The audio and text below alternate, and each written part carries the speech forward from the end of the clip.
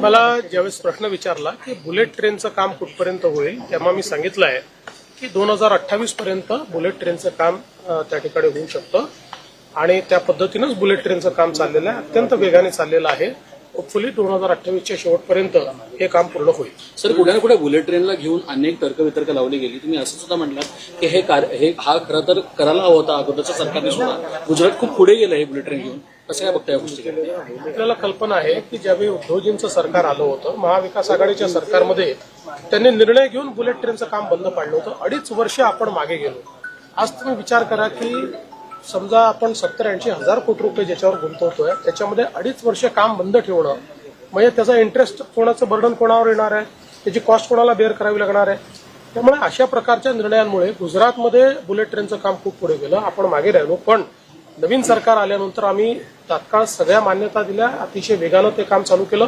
गेल्या 2.5 वर्षात ते काम खूप वेगानं चाललेलं आहे आणि आम्ही आता जी नवीन टाइमलाईन आहे त्याच्यामध्ये ते काम एक मुद्दा काल समोर आला होता की कालच्या काल महाराष्ट्रातल्या सगळ्या पाकिस्तानी नागरिकांना बाहेर जाण्याच्या संदर्भामध्ये एक माहिती समोर आली होती. किती पाकिस्तानी नागरिक आता भारताच्या बाहेर गेले? की एक्झॅक्ट आकडा जो आहे हा लवकरच पोलीस विभाग त्या ठिकाणी घोषित करेल.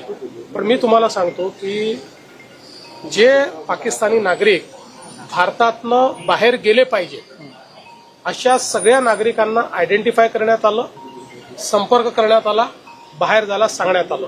त्याचं ट्रॅकिंग चाललेलं आहे की ते कुठून जात आहेत, काय करतायत, त्याचं ट्रॅकिंग चाललेलं आहे.